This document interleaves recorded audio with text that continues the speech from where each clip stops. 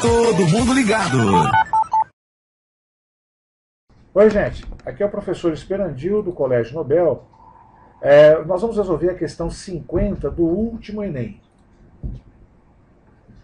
Um dos problemas dos combustíveis que contêm carbono é que a sua queima produz dióxido de carbono. Isso acontece se a combustão for completa, né? Portanto, uma característica importante ao se escolher um combustível é analisar seu calor de combustão, que a gente abrevia para ΔHC0, que significa variação de entalpia de combustão padrão, definido como a energia liberada na queima completa de 1 mol de um combustível no estado padrão. O estado padrão é o estado que ele se encontra a temperatura de 25 graus, né, pressão de uma atmosfera, sólido, líquido ou gasoso. O quadro seguinte relaciona algumas substâncias que contêm carbonos e seus respectivos ΔHC padrão, ou seja, variação de entalpia de combustão padrão. As substâncias benzeno, que significa isso? Que a queima de 1 mol de benzeno liberará ΔH negativo, significa que liberaria energia para o meio. Liberará 3.268 kJ por mol de benzeno queimado. O etanol, 1 mol dele liberaria 1.368. A glicose, 1 mol liberaria 2.818 kJ por mol. O metano, 890 kJ. E o octano, 5.471 kJ por mol. Neste contexto, qual dos combustíveis, quando queimado completamente, ou seja, todos os carbonos virarem CO2 e hidrogênio virarem água, libera mais dióxido de carbono no ambiente pela mesma quantidade de energia produzida?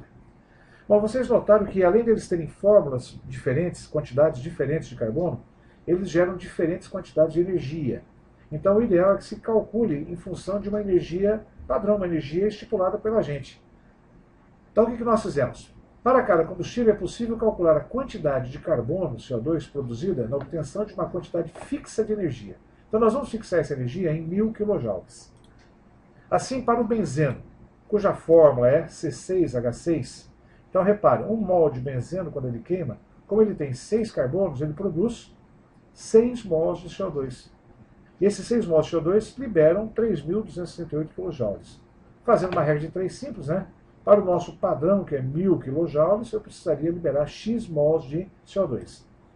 Para o caso do benzeno, portanto, 1,83 mols de CO2 para liberar 1.000 kJ.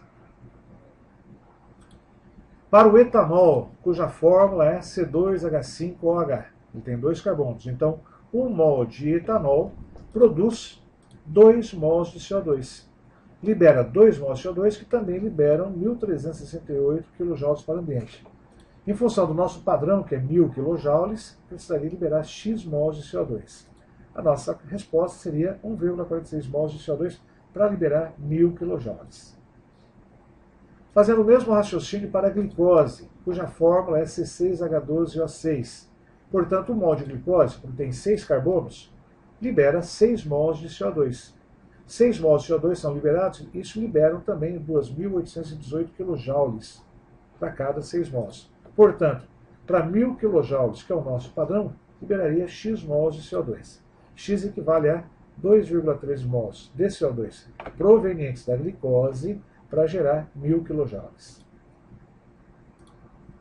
Para o metano, cuja fórmula é CH4, portanto, 1 mol de metano produz 1 mol de CO2. E libera no ambiente 890 kJ. Para o nosso padrão 1.000 kJ, precisaria de X mol, ou seja, 1,12 mols de CO2 para liberar 1.000 quilocalorias, 1.000 kJ, desculpa. Para o octano, tá? 1 mol de octano produz 8 mols de CO2. 8 carbonos lá, 8 mols aqui. Isso liberam 5.471 kJ para o ambiente.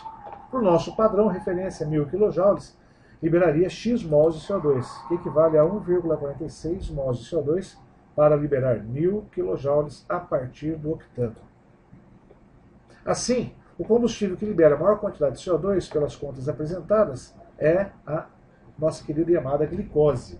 Portanto, a resposta correta é a alternativa C. Até a próxima resolução.